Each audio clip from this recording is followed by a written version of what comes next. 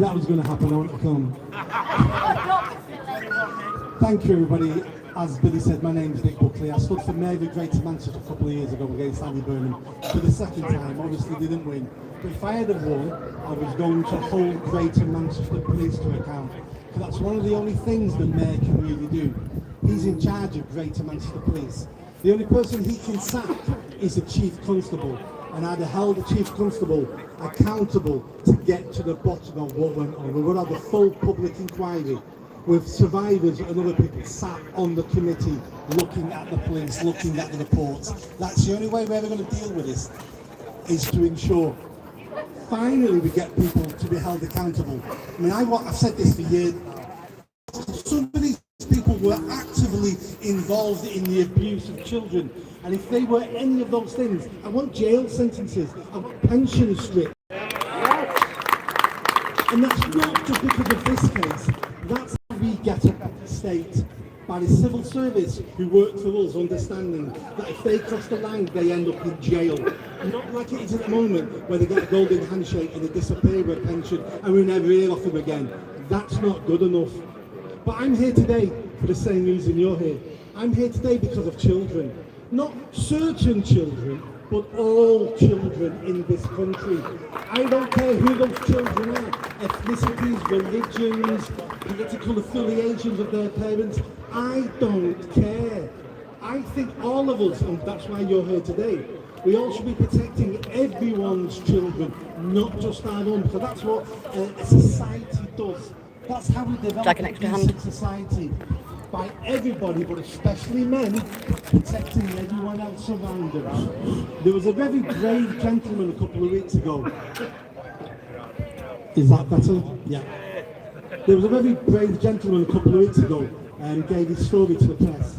He was an Asian Muslim man. You want to drink one? I believe there's someone other table. And he was abused as a child. He was groomed by the same people who are grooming other people's children. And now he's spoken out to the press.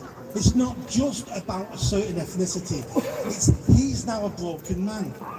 The things they did to him as a boy, absolutely disgraceful, just like they did with other people's children. And it's not just about the Pakistani grooming gangs, it's about people like Sybil Smith, as Billy said. You know, it's about, who's the guy who did Jim Will Fix It? Jimmy Savile. It's about Jimmy Savile. It's about, there's paedophiles in all communities and all groups, and we've got to sort them all out. Now, at the moment, a couple of weeks ago, the Labour government, with its arms tied behind its back, screaming and shouting, finally launched their inquiry. Finally launched it. We all know it's going to be a whitewash. We all know it's going to be rubbish, but that's not the point. The point is we forced them to do that. The people here all contributed to forcing the Labour government to enact a report they never wanted to do. No Labour MP actually voted for this, they all voted against it. But public pressure forced them to do it. And it doesn't matter if it's going to be a whitewash, it doesn't matter. Because we know in that report, in that inquiry, there will be some truths. And I dare them to lie. I dare them to write their lies down in that report, because they won't get away with it, because we won't allow them to put those lies in black and white and treat us as fools, have they done for decades and decades. Because people like me, people like Raja Mia, will go through that report line by line and pull out the lines and go on social media and then tell us what the lies are and prove that the lies. So we know they may lie, but they're going to be sneaky. And them being sneaky, they're going to make mistakes. And if they make mistakes, we can pull that out and tell everybody the mistakes they've made. And the more we do this, the more other people will see what's going on in this country and around the world and get involved. It's a good crowd here today. I've been here where it's been single figures, and that's quite to educate more people about what's going on. And this report is not going to fall on deaf ears. This report from the government will backfire on them. And eventually, maybe not the next general election, but eventually we will get a decent government. It's just waiting for it. I'm not sure when that's coming. I'm not sure who that government's going to be. I'm not going to tell you it's this party, that party. Because up to now, let's be honest, every party's let us down. Every single one of them. So just me saying this party's going to be better, we don't know until they're better. Because this corrupts people. Wanting votes and wanting to keep the status quo corrupts people. So whoever gets into power may be corrupted, but eventually Sod's Law tells us we're going to get a decent government one day, and they're going to look into this. And when they do, we may get justice. We may get the people I just mentioned in the dock. We may get to ask the questions. We may ask the questions of, where's all the information gone? Why has it all been deleted? I worked for a council for 10 years. We delete nothing. Nothing. You may delete an email, but it's all backed up on servers. Everything's electronic. Nothing is ever deleted unless someone higher up wants it deleting. Now, who gave that? Who gave that instruction? That's what we're up against. But don't be disheartened. We're winning this fight. 20 years ago, I'd have said, let's try to win this fight. But we are winning this fight. Everything's on our side. The people are on our side. We've got social media now. That is such a blessing to nobody's like us. We can reach people. We don't have to rely on the mainstream press. We don't have to rely on institutions to get our message out. We can do it ourselves. And that's what these events are about. It's not about the 70 people, 100 people here today, because you all agree. You all want change. It's about you leaving here today, talking to your family and friends and talking about what's going on, sharing it on social media, trying to increase that reach. That's our job in this fight. That's our job. The more people know about it, the harder it is for the politicians and the establishment to carry on this cover-up for votes, for convenience, for their pensions, for an easy life.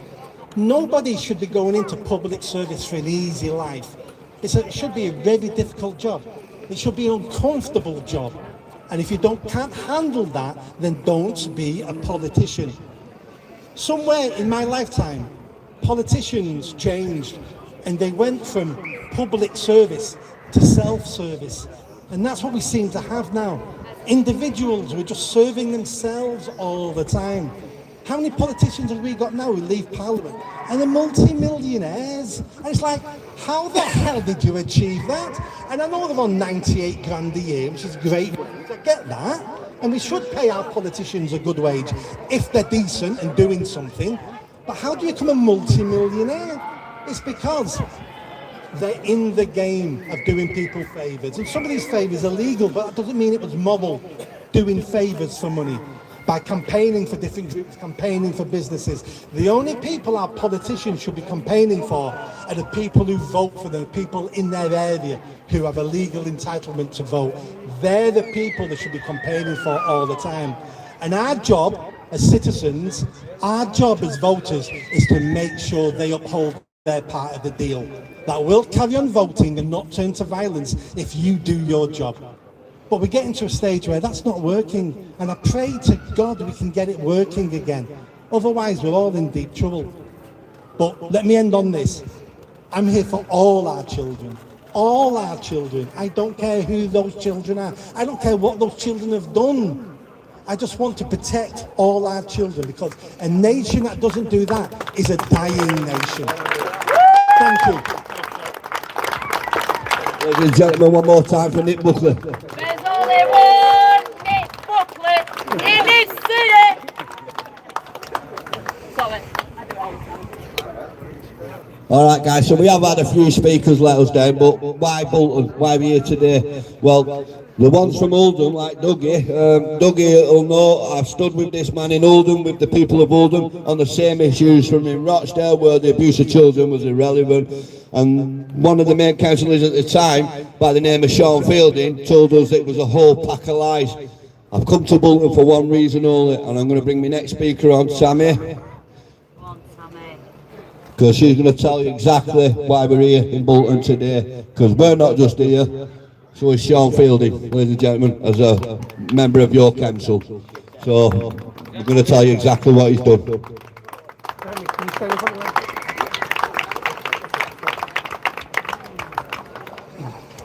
So we're here today because it's a difficult topic to talk about, which is child abuse, which is grooming gangs. And every year we have a scandal, don't we? Every year there's something else that's come up in the media that's been hidden from us. So we're here today to help survivors have a platform to speak, to share their stories, and for campaigners to come up and tell you what has been going on in this country. And it's not just been since the grooming gangs. Child abuse has happened in this country for decades and decades, and nothing ever gets done, does it? They spend millions of pounds a year on inquiries after every scandal that comes out. And all it really is writing on the piece of paper, because they never implement the recommendations that they come up with. These reports are about children at the end of the day, and we have to force them to make the changes needed in this country. Because if we don't, another scandal is going to happen next year and the year after. And they're children, for goodness sake. They're your children. They're our children. And the governments don't seem to care, because they only react after a crisis has happened. Yes, Crown Jewels, we're in So Bolton. what I want to see as a campaigner with Billy is real change. And I want real responsibility. I want these people held to account. We have an MP in Bolton that moved from Oldham. His name is Sean Fielding. Some of you may know him. Sean Fielding left Oldham under a cloud because of the absolute failures that happened there. And what Sean Fielding used to do to silence the campaigners and the survivors is have them removed from council meetings. And that man now sits on as an MP in Bolton. And we are voting for these people. Nothing ever happens to them. They are not held to account for their failures. These people take our money in their wages and they do nothing. They are just moved from town and city, and that's all that happens to them. Lock him up! We do need to lock them up. But Sean Fielding is just one of many MPs and councillors that covered this up all over northern towns, all over the towns in this country, full stop. We've just seen recently another scandal coming out in Wales with the grooming gangs. Now that is going to be a massive story when it actually does break. We have a court case that's been stopped and the jury have been dismissed for little Preston Davies. I don't know how many of you have heard of that little boy. He was 13 months old and he was raped repeatedly and murdered by foster parents who were applying to become his adoptive parents. Share it around, please, guys. In Bolton, Oldham Council sent him to that couple. yeah. In Bolton, Gerard Jones. was it Sean Fielding? No, Gerard, good, yeah. Gerard Jones. Then he retired, but now he's got another big position in Birmingham. You see, and this happens all over, doesn't it? These people just get moved around to create more scandal everywhere else, to hide it. Grooming gangs, and I'm going to be honest, the vast majority of the predators within the grooming gangs were Pakistani Muslim men. And I don't really care what anybody says about me when I talk about this, because I am not a far-right person. I am a concerned parent. I am a concerned citizen. And we need to talk about it. We need to stop being fearful of what they can do to us and the labels that they give us. Because during those inquiries, they were labelling the actual victims. They were labelling them as child prostitutes. They were saying that these children made a lifestyle choice. These children were abused by Pakistani Muslim men. And that needs to stop. We already had a major problem in this country with child abuse throughout the decades. It's well documented. We didn't need to import these people to carry on the issues that we had. As a campaigner, and it's only recently been through Billy that I've had a voice, I want to see real change in this country. Not just words, not just standing up here demo after demo. I actually want them to invest the money that they spend in these inquiries after the fact. I want them to spend the money in the actual prevention, the actual first stage where a child is at risk. I don't want it to escalate before our government step in and try to be the fucking heroes. I want them to do it before the children get hurt. And I'm sorry for swearing, but I am just, every time we stand up here, Rainbow Wizard, nice to see you, my guy. Demos. We've handed out 1,500 leaflets for this demo, and where is everybody? You all say you care about your children. You all say you want a better future for your children, and yet where are you? Where are you when we're speaking out for your children? Yeah. Keep sharing, Change guys. is only going to come with us. Change is only going to come with us. We can't wait and we cannot rely on governments, because Conservative governments and Labour governments do not care about your children. So we have to stand up now. We have to take responsibility as society. It has been a because minute, my that's darling. how societies are judged. They are judged on how you protect your vulnerable. And on that measure, Let the messages as a come through, guys. society, we are failing. I can see what you're putting, Crown, don't worry.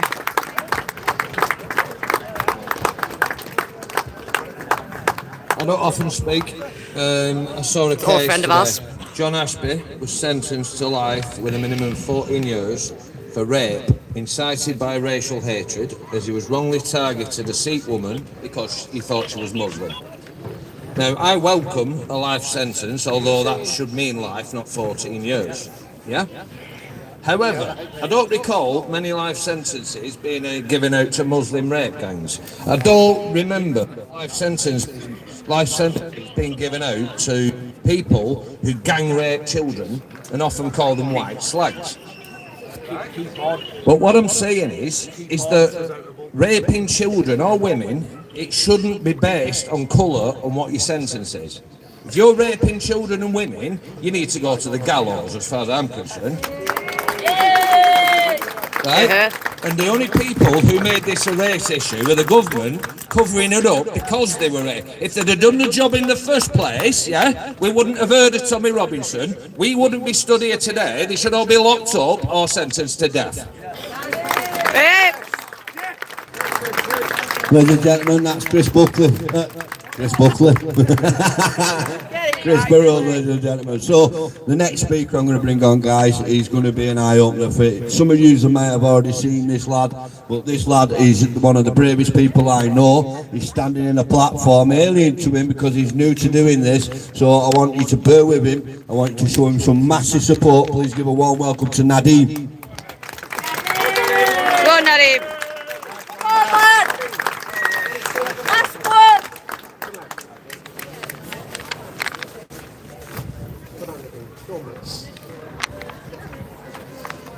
I want to begin by asking you to remember what it feels like to be a child, small, hopeful, eager to belong, because before anything else, before labels, headlines, before arguments about race or community or religion, I was a child. In 1993, when I was 12 years old, I was sent from my home in Oldham to Pakistan to study Hifz at a madrasa. I was one of the youngest there, thousands of miles away from everything familiar. I didn't speak the language fluently. I didn't understand the culture fully. And I didn't understand the danger. Like any child, in a new and frightening place, I wanted acceptance. I wanted to feel safe. I wanted to belong. And at first, I thought I had found that. A group of older boys and men noticed me. They were kind. They joked with me. They brought me small drinks, a Coke from the shop, 10 rupees here and there. To a 12-year-old boy alone in the world, that felt like friendship, like protection, like family, but it wasn't. Because slowly, quietly, the boundaries began to change. The friendliness turned into proximity. The joking turned into touching. The touching turned into control. And before I even had the words to understand what was happening, it became abuse. There was 9 of them. 9 individuals who saw vulnerability and chose to exploit it. I did not understand sex. I did not understand consent. I only understood fear. I remember freezing. I remember disgust. I remember being terrified, not just of what they were doing, but of what would happen if I told anyone. They made that clear. Do not tell anyone. You will get into trouble. The principal is strict. You are all the way from UK.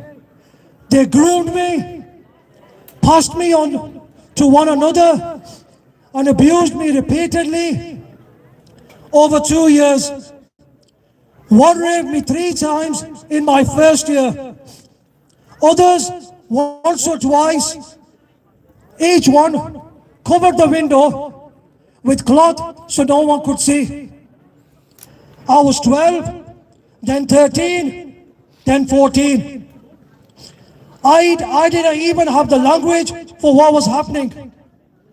Only the knowledge that I felt wrong and that I was trapped. One day, another student witnessed an incident and told a tutor. For the first time, I thought maybe I would be protected. Instead, I was threatened. I was told, "Why did you not tell anyone? I will deal with them later. But first, I will punish you." Let me say that again clearly. The child who was abused was punished. I was taken to the principal. I was blamed. And my own relative was instructed to discipline me, to make me do something called murga, a humiliating punishment. I remember thinking, I'm the victim. Why am I being punished? But as a child, you believe what authority tells you. I believed I was the problem. I believed silence was survival. Some of my abusers were punished quietly, away from scrutiny. Others were allowed to walk free. After warning me not to mention their names, no police were called, no records were made. The institution protected its image.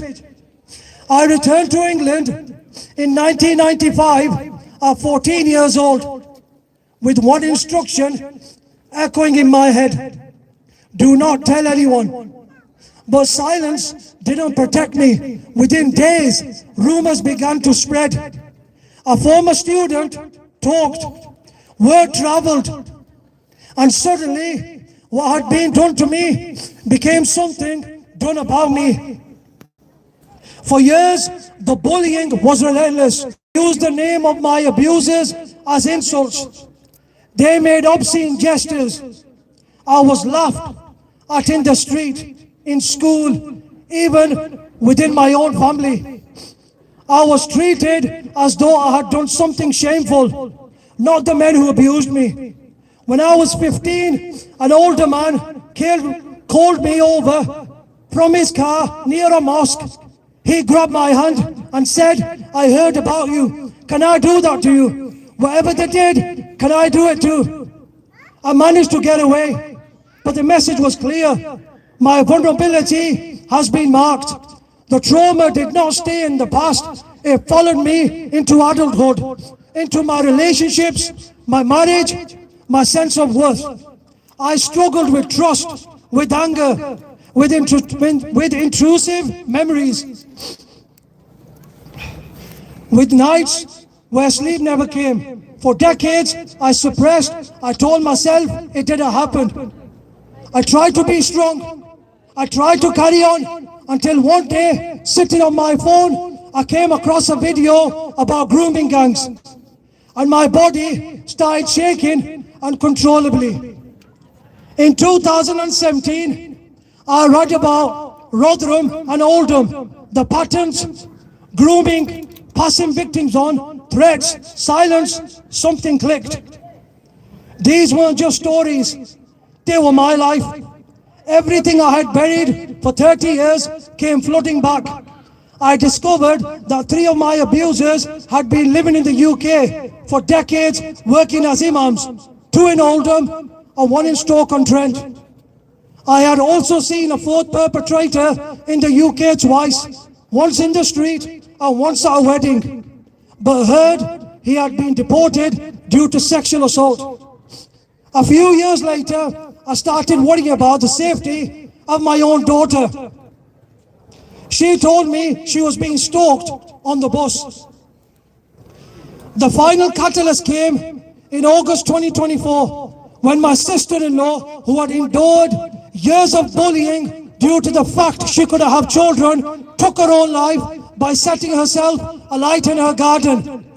She burnt herself alive, and the only person who understood it was me, because I was suffering mentally too. When she took her own life, it just gave me a bit of fire that came inside me, and I said to myself, Nad, isn't it time that you open up about what happened to you all these years ago? And I did, and I started telling everyone. I told my wife, my family, I put up a Facebook post. I was scared, but I just thought, I'm doing it. In June 2025,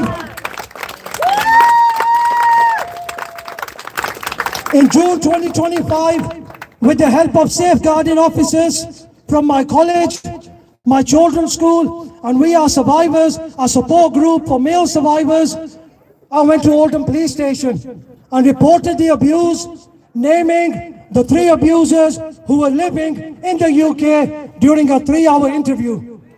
1 perpetrator was arrested in July, but was released without charge. With Greater Manchester Police telling me they couldn't charge him because the offence took place before 1996 in a foreign country.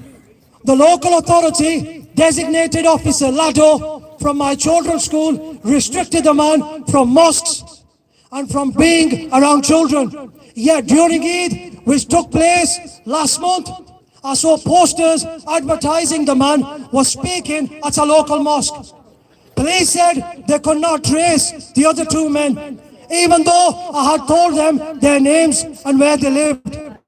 In anger, I posted the name of the perpetrators on Facebook, but police threatened me with arrest unless I deleted the post, which I already had. This is what nowhere to turn feels like. Speaking out came a cost. Members of my community, members of my own family community accused me for attacking them, of bringing shame, of being mad. They warned me my children would be bullied. But I want my children to know something else. I want them to know that their father did not stay silent, because silence nearly killed me. While dealing with a safeguarding issue involving my own children, I experienced suicidal thoughts. I couldn't sleep, I shook, I spiraled into darkness. My sister-in-law taking her own life, watching her suffering, I realized something. Silence destroys lives. Support saved my life. Let me be absolutely clear about this. This is not about race. This is not about religion. This is not about attacking a community. I am part of that community. I love it. But loving a community means holding it accountable. Abuse is not caused by culture. It's not caused by faith. Abuse is a choice made by abusers. And it is enabled by silence, by denial, by institutions and individuals who prioritize reputation over children. Safeguarding is not a document. It is a promise. A promise to believe children. A promise to protect them. A promise to hold perpetrators accountable. And a promise never to punish a victim to cover failure. To every survivor listening here, You are not to blame. You did nothing wrong. Your story matters. Your life matters. I am speaking now because I could not speak then. And if my voice helps even one child be believed, protected, or saved, then breaking my silence was worth it. Amen. Silence protects monsters, and silence destroys life. Thank you very much. God bless you, brother. God bless you. Twice in one demo I'm speaking. This is my hometown. He has got a pair of bollocks like space operas, yeah? Because the amount of shit he's going to get within his community for that is just unbelievable. But the fact of the matter is, yeah, child abuse is child abuse. It happens. It's happened throughout the decades and the centuries, yeah? And yes, we've had grooming gangs that was largely Pakistani men. Doesn't matter. Nothing is ever going to change until we hold the people accountable who have covered it up. Yep. The police, Hell yeah. the government, the fucking social workers, Good. they covered it up, yeah? And they need to be held accountable, and we need to start jailing these people. Hey. Child abuse is unforgivable. It's the worst crime you can commit on this planet, yeah? Fact, right? So, right, I want the biggest cheer I've ever heard at a demo for Nadeem, because that was just unbelievable. Woo! Nadeem, that was for you, my friend. That's for you. Good. Ladies and gentlemen, I can tell you, for 20 years I've stood on this platform. It's not easy. I've had to do that in towns across the country, and in the first few times I did it, I was, for weeks up until it, I was a poorly man. It made me ill. So to see him come on and strong like that, and drop a speech like that, again, one more time for Nadeem, ladies and gentlemen, he's amazing. We feel close to Nadeem because he's not, like I said, it's not easy to come out here. He's an Oldham lad, he's right next to her. If it were football, we'd be football, but it's not. So we'll be stood shoulder to shoulder, just like I'm with Dougie. Right, guys, I've got one more speaker to come. Ladies and gentlemen, again, a new speaker to the movement. She's not done it much, so please can I ask you to bear with her and show her some massive support. It's going to be an hard thing for her to do, and she needs your full attention, ladies and gentlemen. Kelly Exley. Hello everyone, welcome to PAG UK. My name is Kelly Exley, but at the time of my abuse my name was Kelly McFall. My family knew, the police knew. The police covered it up after I reported it for 8th of July last year.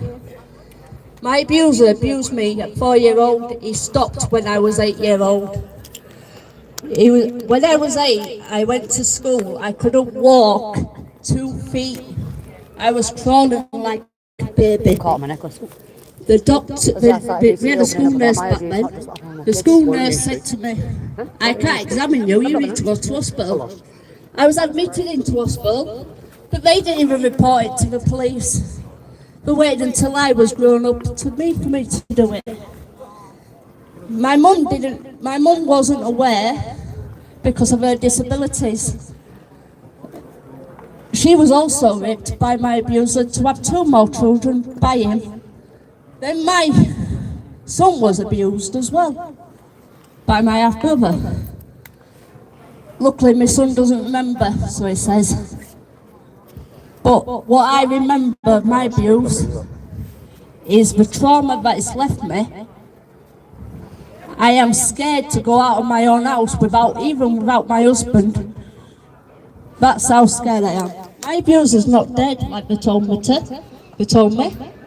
There's 27 Barry Shores in Belle Isle of Leeds. That I know, because I googled it. I got back in touch with Greater Manchester Police and told them I've got the truth. You're lying, you're covering it up. Stop doing it. And they said, because my abuser was in a gang, a Turkish gang, they couldn't do nothing. So I said, cat, what, or both? And I dropped the phone down. My stepdad was called Barry Shaw. He was 60. He's 60. He lived his life, unlike my mum. She was 64 last Wednesday. Would have been if she'd have been alive. I couldn't even go to her grave because of my family. Because since I've reported my abuse, I've had death threats. I've had people at my door telling me if I don't shut up, I'm going to get killed or shot or whatever else. Then I had my own family come to my house and saying, if you don't stop it, we'll continue what he started. And I just didn't do anything but shut the door, and I rang the police. The police couldn't do nothing. They said they couldn't do nothing because they didn't hit me. And I said to the police, we don't have to do it. Intimidation is at its best. And if there's any survivors that has reported it, and you'd like to come forward to PAG, please do. I am also Pink Ladies of Yorkshire, Leeds, and the UK movement. And I'd like to get Teresa Moon here, please.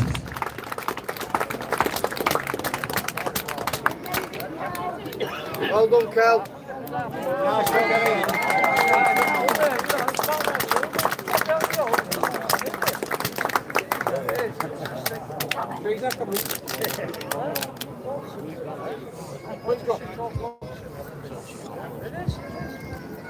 Teresa Moon is also a Pink Lady. She's also the main admin for the Pink Ladies. There's no other admin but me, and some others. She'll explain who we are. Because I forget people's names because of my disability, so I'm sorry. So it's true. Oh, before I go, I'd like to do a minute silence as well, please.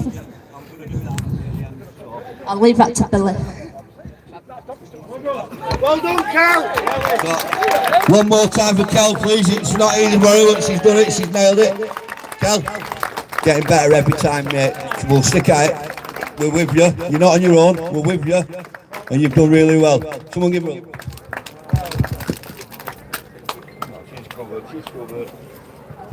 That's trauma for you, ladies and gentlemen. It's raw, it's real, and it's in your when you're a survivor like myself. It's there in the morning. It's the thing you dream about when you go to bed at night. There's no end.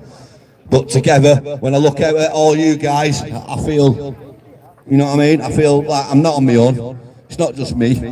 There's many of us. We're all stood together. It's all our children, and we'll do what we need to do to make it safer for our children. So, yeah, guys, so I'm going to invite a special lady on now.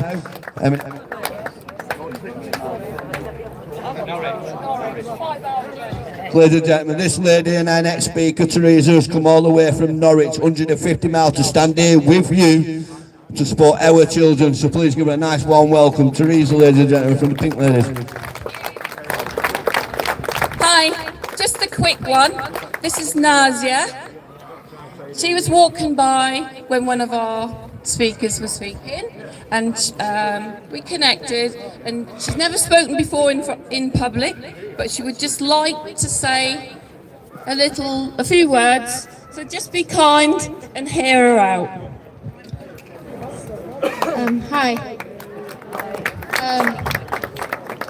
Hello. Sorry, I was walking past when one of the ladies mentioned Pakistani Muslim grooming gangs, and as someone really naive to this whole thing, thank God, I had no idea. But I did want to make it clear that Islam doesn't condone this in any way, shape or form. And I would go as far as to say that they're not Muslim in my book.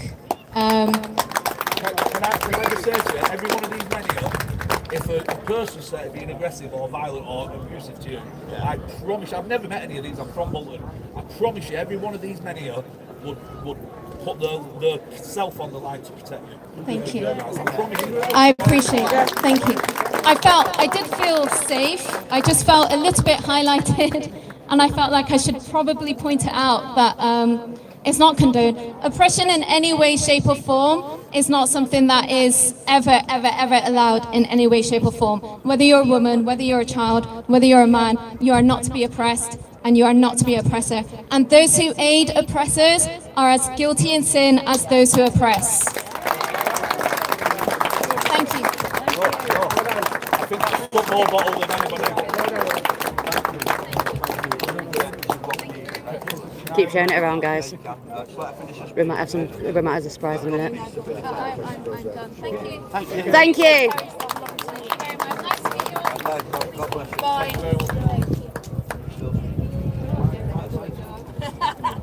Right. We stand here today not as politicians, not as public figures, but as ordinary women. Women who have lived and worked, travelled and raised our families in our communities. And that is exactly that ordinary experience that gives us the right to speak and the responsibility to act. Because women's safety is not an abstract issue. It's not a headline, and it's not a stat. It is the feeling of walking home at night with your keys in your hand. It's checking over your shoulder. It's texting someone to say that you are home safe. Something millions of women experience every single day. Our initiative begins with simple principle. Every woman and child deserves to feel safe at home, on the street, at work and online. We are calling for practical, real-world changes, better street lighting in our communities, safer transport, stronger support for victims of harassment and violence, clear consequences for those who threaten to do them harm.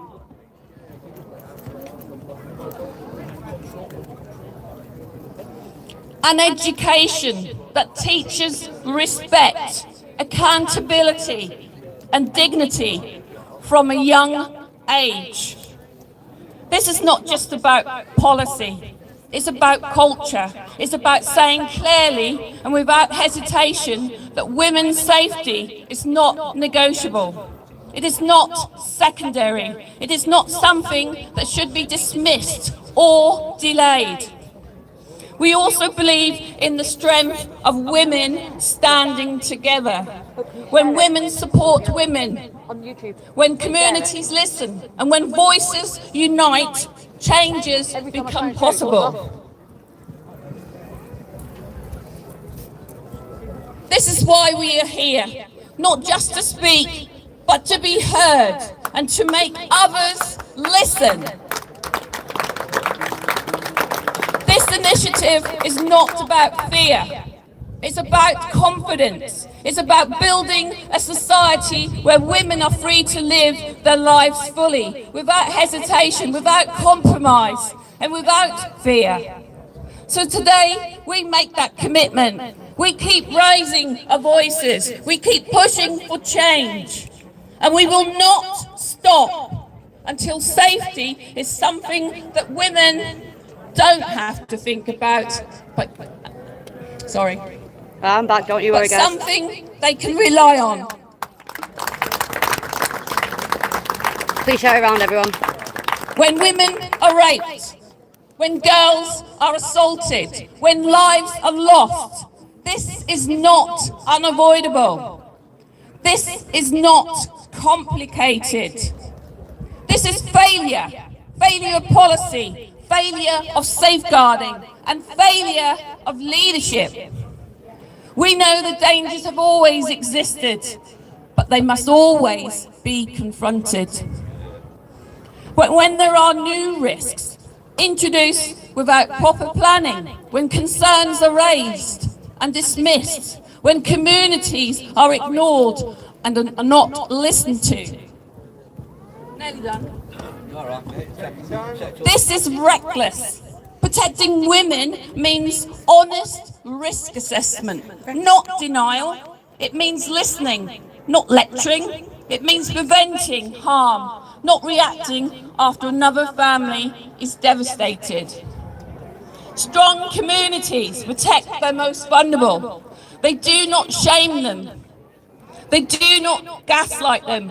They do not sacrifice women and children to avoid difficult conversations. Abuse is abuse, whether it's from a stranger or someone you know. And this must stop.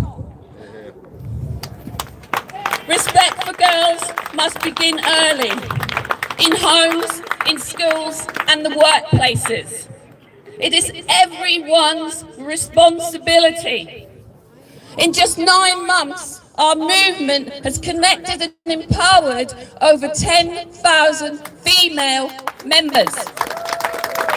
Women ready to stand shoulder to shoulder for the safety of all women and children. We've been tied to the sink far too long. It's time to find our courage and turn pink. Thank you. You know what? The women are the ones who are going to sort this out. Where's the men? The women are the ones standing up. Yeah, sorry. Right, so it's the first time I spoke at anything like this, and I've had the opportunity to do it many times. So I'm going to say something in a minute, and I'm going to call you all cowards, but I'm the biggest coward out of all of us because I've been quiet. So what we're talking about now, it's never directly affected me, but I've got a wife and I've got 11-year-old twin girls, so it has affected me. And when I say that you've all turned up here, I weren't coming here today. I walked over the town centre with my kids, and I've seen you. Just so happy that I've seen you. And it's all right us all turning up here, but we've got to be louder about it. We have to be louder about it. And also as well, I've been stood here. I've not been listening to what the speakers have been saying because I've heard it too many fucking times. I'm sick of hearing it. Not that I'm sick of hearing their story. I'm sick to death of hearing it. I'm sick to death of hearing that it's happening and not being able to do anything about it. So I've been stood there, I've not been listening to what's been going on, I've been watching the people who are walking past. And regardless of what the story that we're saying is, that women are telling you what has happened to them, there's people walking past here the whole time and they're judging every last fucking one of you. They're judging you like you're wrong. So are we doing something wrong? Are we doing something wrong in not, but are we doing something wrong in not, like, convincing the people what we're doing, or are they just ignorant about what they're doing? So do we have a duty? Do we have more of a duty to say to them who are looking at us like we're pieces of shit? Listen, come in, like the socialists who was stood there before. I had a 30-minute conversation with them. I wouldn't punch the fucking head in, but I had a 30-minute conversation with them. Yeah? So I'm going to call you all cowards, but I'm the biggest coward of the lot of you because I've not spoke up about it, and I should have done. We should have spoke up about it. So it's all right turning up here, but you've got to be more vocal about it. We've got to be more vocal about it. We've got to be. There should be thousands of people here. There should be thousands of people in every town we go to. Yeah, we're going to Sunderland next. We're travelling all over the country at our own expense. We don't do it for thanks or praise. We're trying to wake up the nation. Our kids are getting systematically abused, and they have done for decades. Yeah. When are we going to? When is enough people? When is enough enough? Right now. Yesterday. Ladies and gentlemen, you've heard some very telltale stories today that show you that the mood the country's in, we've had enough.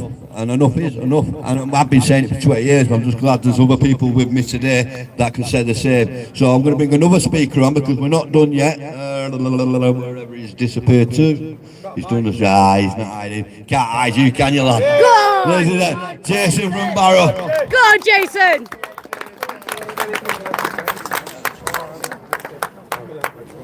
Hello, my name's Jason McCullough, and I'm a nobody. You know, I'm not a survivor. What I am is just one man trying to make a fucking difference. Today I've stood here and it's been an emotional roller coaster. I listened to Nadim's story, which I've heard before, and I must admit it fucking breaks me every time.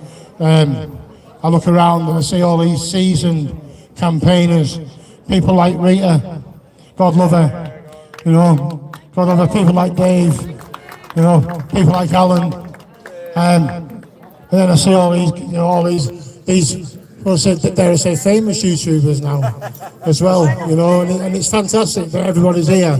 But where the fuck are the men at? You know, we got these amazing pink ladies, right? Yeah, they're here and they're fighting for us. But where the fuck are the real men? Where's the men of England? You keep talking about the men of England. Where the fuck are you? All you people sitting at home watching, every fucking one of you, you all pretend every time, oh, I'm going to turn up, I'm going to be there, I'm going to be at the demo. You're never fucking here, it's the same faces. Now, I love everybody, every single person that's here. I can't thank you enough. I can't thank you enough for being here and trying to make a difference. And I'm sorry for the language, but it's you know, it's the least of the things that I should be saying, isn't it? You know, I discovered a grooming gang in my hometown of Barrow-in-Furness in 2018, running around in a fucking ice cream van. And when I went to the police called me a fucking fantasist and a liar. 2 years later, those men were prosecuted. Sorry, Billy. I am sorry, mate. I think I'm having a bit of a, you know. Well, yeah, I will be at church tomorrow. You know, this is the funny thing, isn't it? But we've got to, you know, we've got to stand up. We've got to shout out. But you know, you find out something like that, and then you get called out. You get called right wing. You get called some sort of lunatic. But what happened is in 2020. In 2020, these guys were sort of arrested finally, and last year they were sentenced to fucking life sentences. They were given life terms, 13 years, 18 years, and 23 years, or you know, it was a long sentences.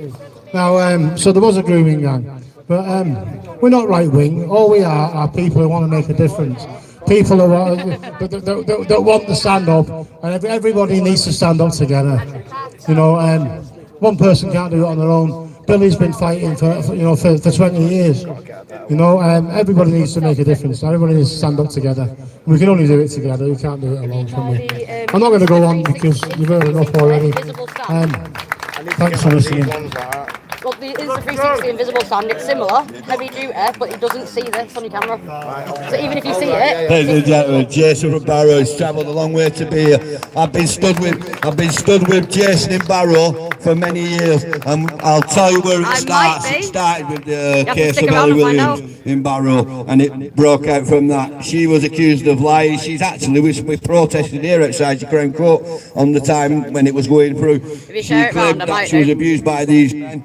She was convicted for perverting the course of justice 8 times, sentenced to 8 years, and then about 12 months later, the 3 men and the others she was accused was 3 of them was in jail for being a grooming gang. He was convicted was it in Bolton Crown Court? Jason. Preston Crown Court, okay, so down the road, but they was convicted there, so there was some truth to what she was saying. Might not have all been true, but there was some truths in there because the people she were accusing, the gang of men she was accusing, were later convicted. So for that, we came to Bolton and Preston. I remember being here in Bolton as well, but we came to protest against. I have one more speak, but you want to come back on? Yeah, of course, come. So I'm a man, me. Do you know what I mean? I look after my family. I don't take any shit. I've been filled in, but I'll stand up for myself. But I'm just going to read a message from my missus 2 days ago. I'm feeling so frustrated that I literally want to stand on the town hall steps, them one there, and scream from my lungs about everything that is happening to us as women. It's bothering me so much. I just can't not care or try not to worry. Not caring and trying and not worrying has got us in this fucking state in the first place. So I put, well, do something about it. She put, but what is the answer? Risk losing my job, having my house targeted with my family in it. They're making it impossible. That's how women are feeling. That's how you're feeling. And we're doing fuck all about it. Nothing about it. Nothing. And I class myself as the person who's doing fuck all about it. But we could change that by continuing to do stuff like this and make it more prominent with more numbers. You've got to pass a message. If everybody here comes to Sunderland and brings a friend, the numbers double, don't they? If everybody person here brings one extra friend with them to the next demo, the numbers double. And if they do it again the next time, it'll double again and again and again. And then we need this conversation had at the dinner table, ladies and gentlemen. That's part of the problem. It's too much of a subject we don't want to approach. I've sat down with my 2 daughters and had this conversation. they've never been groomed, ladies and gentlemen, because I sat there, I took the time and I spoke to them. I said the horrible things they didn't want to hear, but I had to tell them to make them and give them the tools what they need to be able to prevent it happening to them. I wish I could have given everybody's kids the same advice. I've got, as you all know, some of you all know that I've campaigned against the abuse of the boys of No View. No View wasn't the only school that was predators from Westminster preyed upon. I can tell you, I'm going to introduce you to my next speaker, someone who I've been stood with since day one, someone who's one of our class as a brother, someone who also lived and went through this in his own school at Beach Home House. He's coming here today in front of you guys, he's going to speak to you, and I want you to give him the warmest of welcome. Please welcome my friend, my brother, Alan Merritt. Go on, Alan! Well, I nearly well be up straight away. I nearly almost started crying straight away when Billy said them kind words. Guys, I hope you stick around afterwards so we can have a group photograph, because it's not just about us guys, it's about you guys that have come here to support us. A lady standing over there, the pink lady, Teresa Moon, guys, she's got some kits there. If any vulnerable women would like to have a chat with Teresa, keep sharing, guys. She has some kits and everything else. Just going to have a quick word with Teresa, because she's got some kits that might help women if they feel unsafe on our streets. Guys, you know my name is Alan Merritt. I'm Beach Home survivor, where all my family. Well, I might be on in a minute. Just keep an eye out. Keep sharing around, and I might We're just talking get about on. children's homes going back to the 1800s. We're talking about 900 children in one children's home. When we talk about the Epstein files, what about the files from the children's homes in this country? It's not about Epstein Island. This is an island. Where are all the files for the children like myself that spent 17 years and put in acid baths? I spoke at a rally the other day in Nottingham, and they were talking amongst themselves and they weren't listening to me. And then I turned around and said, they put us in acid baths. They got carbolic soap. They put it in our mouths. They put it in our eyes. They used floor scrubbing brushes to take the skin off our backs. They beat us. They punched us. They psychologically destroyed us. Physically, mentally, tortured us. There are children that have gone through abuse, that have turned to suicide. There are people that have turned to drugs. There are people that have turned to drink because of their trauma. And what do our politicians do? All 650 in Westminster. It's not Westminster, it's the epicentre of paedophilia. Our politicians are involved, and it goes right back hundreds of years. Our politicians are not here for the likes of us. They're not like any person can see this, hear this. The politicians do not represent you. They are there to line their own pockets. It's not. The whole establishment is corrupt. The whole establishment is abusive. The whole establishment wants to control each and every one of you. People like myself, I've been in the Lords. I stood up in the Lords and I said I demand to speak. They said it's recording, you don't have to film it. 5 minutes into my speech where I started naming politicians, the feed was cut. What are they covering up? What are they hiding? We know the politicians are involved, and so do 650 other MPs. They're all complicit and they all keep it quiet and say nothing because they want to keep their jobs. They want their enhanced pensions. Lord Still, leader of the Liberal Democrats, knew all about Cyril Smith, right? He knew all about it. He ended up being leader of a political party, then going on to the House of Lords to get an enhanced pension till he was 81. When he left at 81, with his big, rich, enhanced pension, he said, I knew all about Cyril Smith 40 years ago. Why didn't he save all them victims? Why didn't the perpetrators go to prison? What did the police do? Nothing. What did the courts do? Nothing. What do the councils and social services and the family courts do? Nothing. Ladies and gentlemen, while I'm here, I've met a lady today that I haven't seen in a long, long time.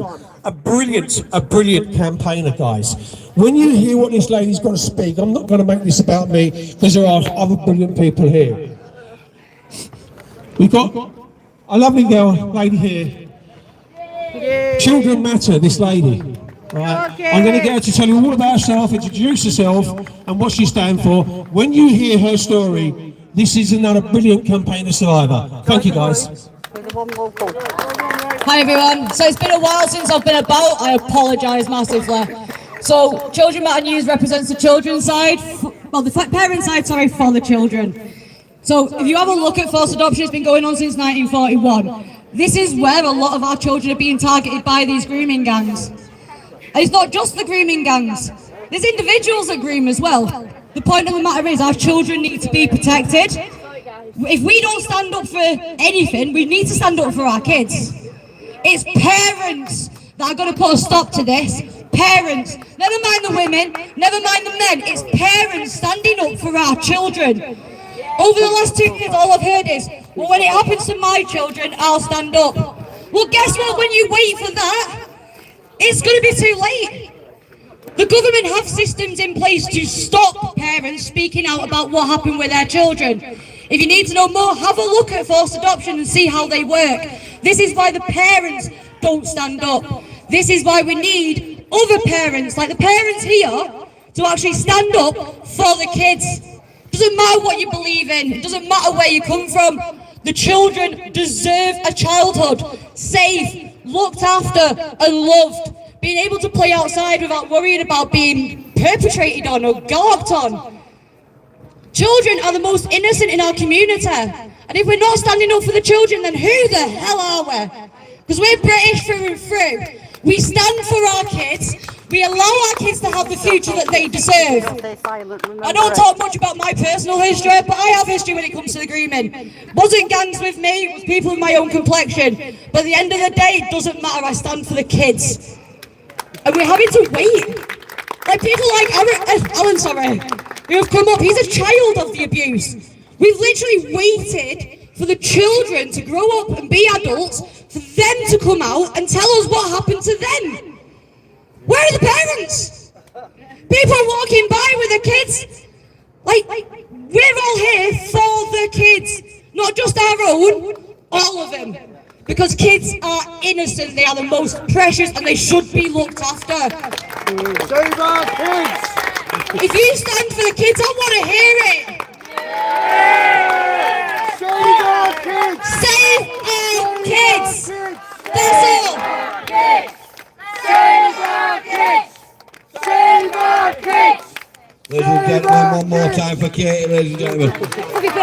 So I'm going to be speaking for a minute or so now because we're down to bare bones, but I want to talk to you about this national inquiry that the Labour Party have put on. I've been involved in talking to people. Now, bear in mind, this Labour Party, in the first week, 99% of the survivors left. All those survivors who I've worked with was all involved in the inquiry. They've all left. There's one left. She weren't part of their group. The rest of them were. They've all left the inquiry. That should tell you everything you need to know. But about 6 weeks ago, the chair of the inquiry sent Casey, I think she's called, sent a piece of paperwork to Rochdale Media for us to ask anyone in Rochdale that wants to come and speak to the inquiry can do so. In that paperwork it said, and just let me get it right because I need to give it you word for word. This inquiry is not to prosecute individuals or to determine criminal or civil liability. Why not? Exactly. That's the question we should be asking. Why not? So what that's telling you is it's going to take 3 years, £56 million for them to say at the end, okay, we understand it now, lessons have been learned. Ladies and gentlemen, I'm sorry to tell you, I've been listening to that line in Rochdale for the last 20 years. Lessons have been learned. Yet, last week, another trial happened in Great Manchester in Mitchell Street Crown Court. And again, it was stopped because the jury was tampering with evidence. The jury have had the trial stopped, so we're now waiting for that trial to come. As I stand before you, ladies and gentlemen, from my town of Rochdale alone, there are 42 men from grooming gangs on bail, as I stand here with you today, are walking around the streets of Rochdale on bail for raping children. That's where we're at today. That's what this Labour government's all about. That's what we've got to fight against, and that's why we're on the Northern Tour. I want to thank each and every single one of you for turning up today, because it means Bolton now has an understanding of what's going on. Bolton knows that it's not just Rochdale, it's not just Rotherham, it's not just Oldham, it's Bolton, it's every town in the United Kingdom, and the only people who are going to stop it are you. So thank you guys, God bless you all, God bless Bolton, and God bless the United Kingdom. Sunderland, 23rd of May, be there, 2 o'clock, turn hall. 27th May, my birthday. Yeah, Sunderland's the next stop. After a quick personal thing from Pack UK, we're going back on the road. We're going to start parent patrolling again. We did it in Rochdale. We're going to start walking the streets. We're going to team up with the lads, with fathers, with mothers, and we're going to go and put a stop to aircell. We're not going to rely on the police. We're certainly not going to rely on Greater Manchester Police. We are going to police our streets, our cell. We've done it before. We've put people in jail. We'll do it again. We're off and running, guys, but like I said, if everyone here comes to Sunderland and brings one person with you, it's game over for them, it's a win for us, and we can keep moving forward. Also, groups you can look at our Patriotic Diary, Patriotic Nations, you've got ChildrenMatter News. ChildrenMatter News, you've got Pack UK Billies, Pink Ladies, anyone else? You've got the YouTube guys. Give these a round of applause, ladies and gentlemen, because they come out of the goodness of their own heart to show. Without these, messages wouldn't get across, so we thank you. So I'm going to go to open mic now. Sorry? United by State Trauma. These are all the groups that are standing. We should all be stood here together. Pink Ladies. So are we done? Anyone else? Anyone else? Right, we're going to open mic, so if you've got something you want to say, if you want to speak, your mic's yours, so anybody, yeah. You can go on. You go first, don't worry. Closing down now, isn't it? Go for it, go on. Just a quick one. We're giving out safety packs today. These include anti-spike kits and personal alarms. Now these alarms will not necessarily deter the predator, but it might just startle them enough to give you the time to get away and get to safety. Our job has been for 9 months behind the scenes and street level. We are working in the communities, talking to women and youngsters, encouraging them to take the responsibility of their own safety. No one is stopping the boats. No one is protecting us. So we also hand these packs out with a safety leaflet. This might be just as important as the alarms. They make you think twice about how you're getting home, who you are getting home with.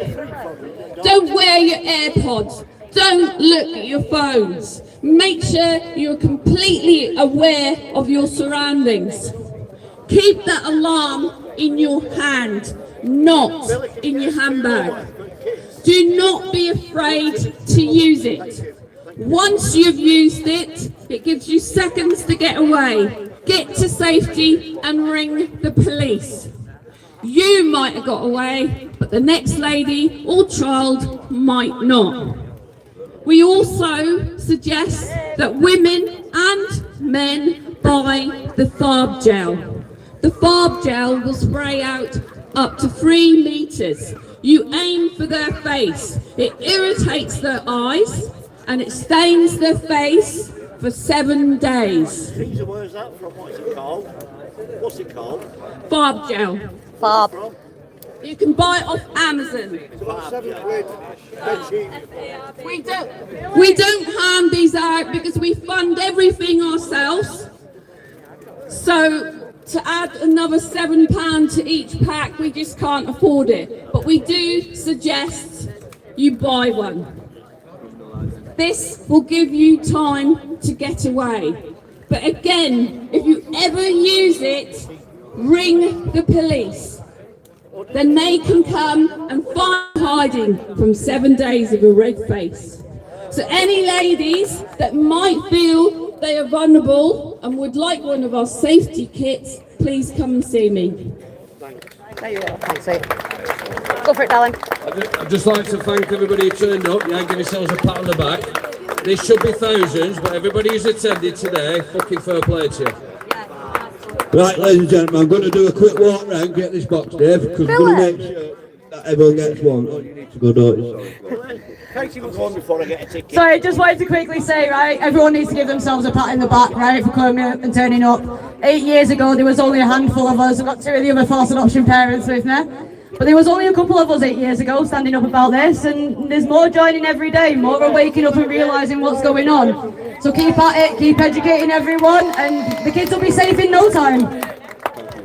Again, thank you guys one more time. So guys, if you really want some of these for your daughters, for your granddaughters, please come and get some off trees here. They're free.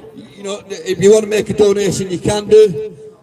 But guys, this is important because I did this in Rochdale some time ago, and I went round the colleges, and I went round the schools. I stood outside schools like a weirdo, handing out rape alarms to children. But how many times do you think it's worked? Every time they've used them. So cheers guys, come and help yourselves. This is what it's about. Like I said before, God bless you all. God bless Bolton and Blood. God bless United Kingdom. Let's go. See you in Sunderland.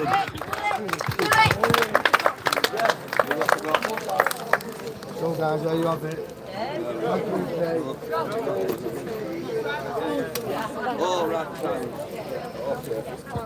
Shaking like a shaking dog doing that. I have missed the trick, guys. It was something I was supposed to do at the beginning. As we know, Tom.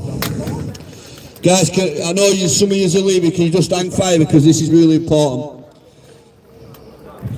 In Greater Manchester, we lost children to these grooming gangs. We lost Victoria Goglia. We lost Charlene Downs. I've worked with these people for many years, the families. They're still living in trauma. They still have had no justice. We've lost the young child to the adoptive parents this week, the 2 men who've just been thrown out of court. I want us now, as a collective, to do a minute's silence. And others who are not with us today, there's many, you know, of you boys, people's mums, like my dad, like Kelly's mum, they're not here with us. They would have been otherwise. So can I just ask, can we all together do a minute's silence on respect for them, and to let them know, while they're watching down upon us, we never forgot them and we'll never stop fighting for them. Thank you. £8 donation that I'm giving them. Starting now. Drop one. I've not got cash from you. Yeah, all that. And that.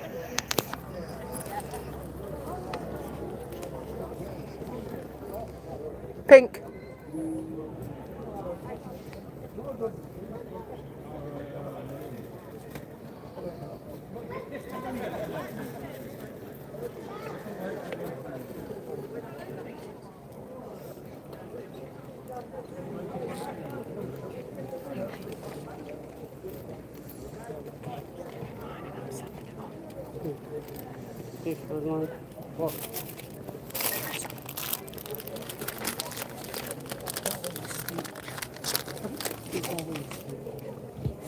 Thank you very much, ladies and gentlemen. Muchly appreciated. God bless you all. And all have a safe journey home, and I'll see you all in Sunderland. Game, set, match. I'll ask Kelly to transfer it over if you want. I need it more wording than what. I'll help. Yeah, I did mean to message you back and just everything just got bogged down. I've got to see if Billy will transfer it. If you message me when you get home, I've switched that many people. Just save me as the purple twat, you won't forget then. My mate's got purple legs, she's called Roxy All. And I said to her, should be pink. Anyone who wants to get in a group photo with us, get over yonder, because we're going to have a picture in front of this big thing here. Anybody for a picture, come over and join me here. And let's get a big group photo and let people know we've had enough. Come on, everybody.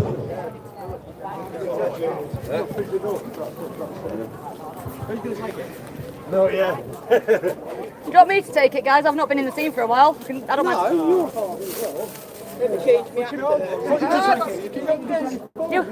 Least I can do for my souvenirs. Put it on the fridge to keep the kids out at least, isn't it, eh? Right guys, we're going to shut the live stream down now anyway. Thanks for watching. Much love, respect. See you in a bit. Let me get the tiny ones at the front. Get the midgets down. Yeah, of course, Joe. Go get the midgets in, haven't we? Try and hide me, monster. Billy, you're not getting in? Come on, Billy. Billy. Billy. Billy. Billy. Billy. Billy. Billy. I'll get down here. You coming down, Billy? Yeah, I don't know if I can get back up though. Come on.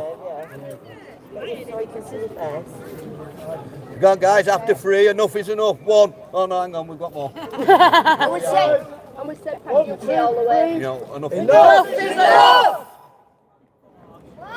That's that what. resonated right the way around then, that was brilliant. That was actually pretty cool. I felt, We say it loud, we say it felt proud. here, that one.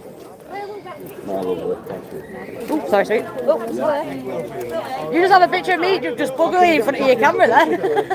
We're live, I'm on TikTok. I was on TikTok and then I changed over to YouTube. Lost my fucking Ray-Ban sunglasses under it. Quick, gone. Fucking hell. I've got my no ones. What was your name? Katie Jane. Katie Jane. Yeah. Or ChildrenMatter. Purple Twat works as well. I'll still respond to it. Katie Jane. You meet so many people every week doing this, and like people are just like getting used to calling me Purple now because it's so much easier.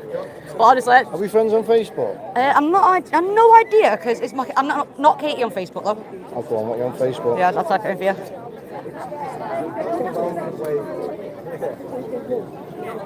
Imagine Katie Jane. Yeah, it won't let me have my real name, so I had to have my old name. Right, I did. And I shall have sex as soon as I'm off this. Safe, mate. Buzzing. I'm buzzing to see everyone again. I've not seen everyone in ages. Yeah, well, like I said, it was that was when I was first starting. So, was it? Yeah. So, fucking, I've been around about 8-9 years, mate. Well, yeah. So that was like, it's got to be like summer last year. Yeah, definitely. A while, isn't it? Well, the thing is, like, more and more people are waking up to it every day. Yeah. Are you from round here? Manchester. I'm from Manchester, Stretford down. Swinton. Oh, you're not far. No. When we started doing this about 8 years ago, I remember I was at Swinton Town Hall, Manchester, fucking courts and everything, just on my Todd with a fucking banner. You know what I mean? Now there's loads of people awake. That, should you? Thing is though, I was one of the only people in the forced adoption circle that doesn't have a gagging order. One there has a gagging order. Yeah. So you can't talk about it.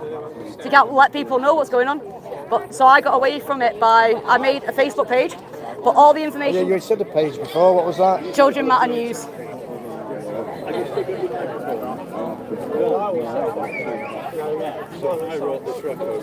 It's crazy that they put gagging orders on people for that.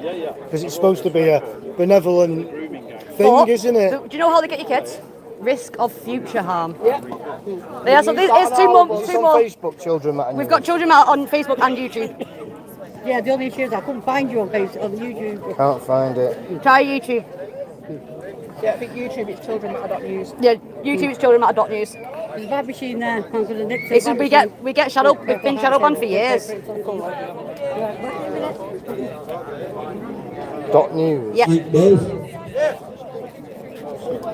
Alright guys, we've got a little song that we play out here so you can listen to it if you want to listen to it. It's going to be... Right, I'm on there. Nice one, mate. Sound. She's been extremely worried about my sister. She has developed anxiety over her. She's worried that she could be harmed. Something of that nature. I can't really be there to support them. You know if Leeds would be a particularly bad place or where this sort of thing frequently would happen, if there's anything in place to sort of... The part of, yeah, I mean, we've done this thing all over the country or all over the UK for years.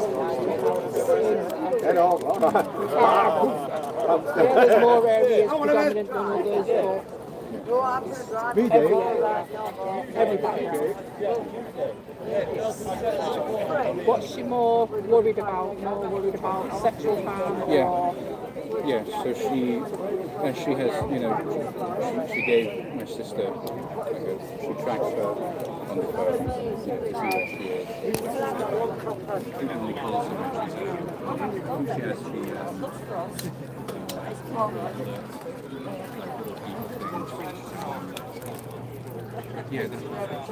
Hi, Fred.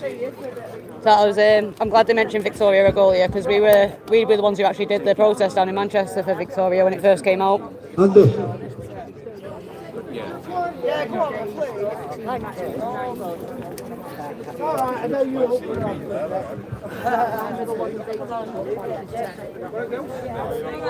Thank you for sharing your story, by the way. Nice to meet you too, by the way.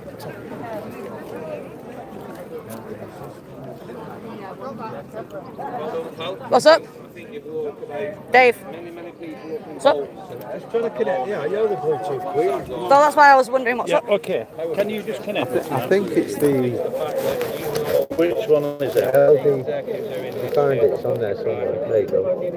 Thanks for coming again, mate. It's been an absolute pleasure. You're brave, man. You got my ultimate.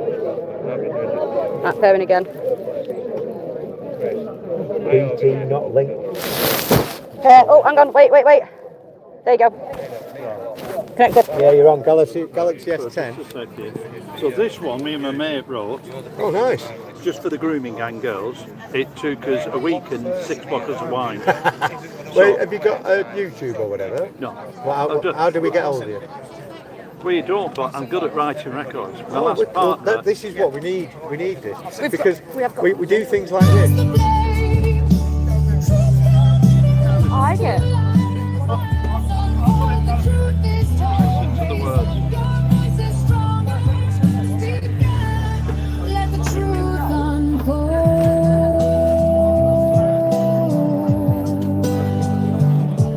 Fake promises of kindness. So is that AI generated or is it who's singing it? We've got a group in a lady to come over, but she wants 2,500 to come over. Fucking hell. I'll do it. I've got a voice. I will. Fucking hell, I'd give it half. I can help it out. Just listen to the words. It's now time to break the silence. Your pain is not your shame. By the authorities forsaken. Now yours, but there's the blame. Truth coming out to lies, lies unfold the truth. Sorry. Sorry. This talk, raise up your voices stronger. Speak up. He's not saying that I'm in it.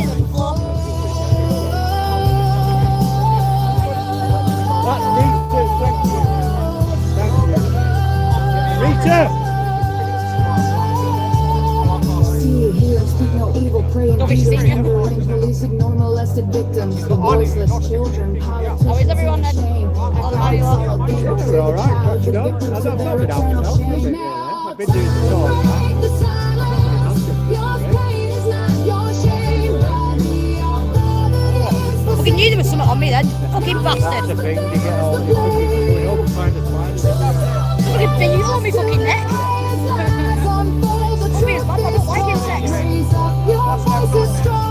That'd be the only one who's made it so good, he's been threat. Let the truth unfold. Well, you just disappeared, didn't you? I thought you was doing this. What I mean, I've been trying to get funding for the fucking cause. Fucking nightmare trying to get funding for this fucking cause. And also set up my own photography business. Oh, that went. That was only a temporary thing to get business started. Truth must be made known. You are not alone. You have no idea how many of the OGs have fucking been. Where you can send me a link to this, please. It's now time to break the silence. Your pain is not your shame. It's forsaken. Not yours, but there's the blame. Truth comes to light as lies unfold. The truth is told. Raise up your voices stronger. Speak up. Let the truth unfold. Yeah, it's a fucking lovely song, man. You don't see the words. We did another one and put the police on the front with the police hand over the mic with the door and get up the night. What, like a senior we will hear? Yeah. So what it is, I've been abroad 23 years, working, so I ended up in Greece.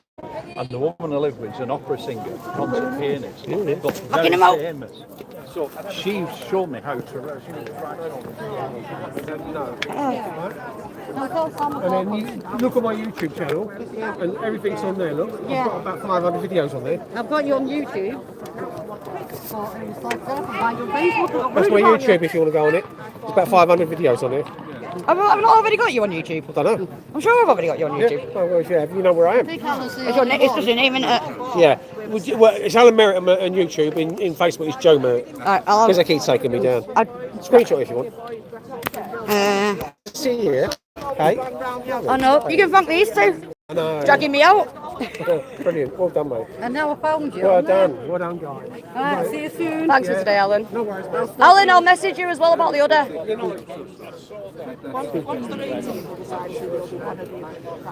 Bloody, that's warm. Yeah. It's alright, they have the trash on me and I couldn't find a bloody bag machine. She just sat there staring at me. Who is? I needed a hat. I lost my bloody hat this morning. Chose my hat. See, Sam's got a spare hat. The one I brought back from the one I bought in Benidorm. My UK one. I'll just take it home and it disappears. I hope you know I've been actively putting away the lighter I brought to take the lighter out and use the lighter you give me.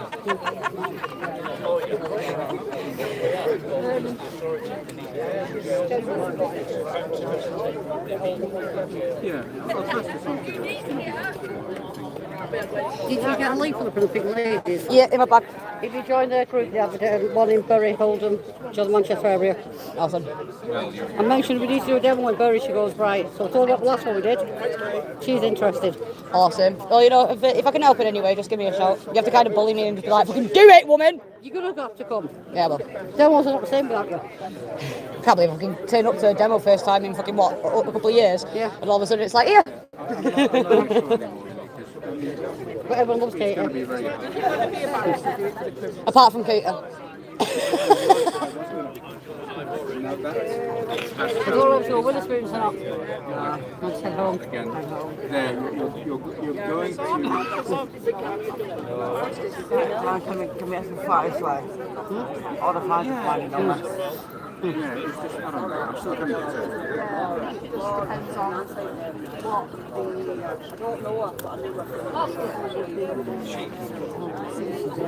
Touching my hair.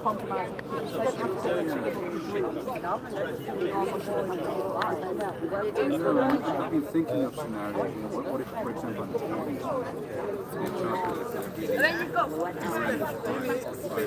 maybe they give confessions, but I know about it, but it's thrown out of evidence. Emily Jones was the kid on Mother's Day, wasn't it? Yeah, I thought it was. I knew that name. Do you want me to send you yours? Because yours is very powerful. If that's all right, I'd love that. That'd be amazing. You got me, ain't you? Yeah. You just message me and I'll send it to you. I'll do it as soon as I'm on the bus on the way back. Do you want my number, just in case? Just put me in your contacts and you'll find me easy. Right, well, let me end this live. Right, guys, I'm ending. I will see you soon. Oh, sorry, darling. No, it's all right. We're pretty much done anyway. All the time. What, live?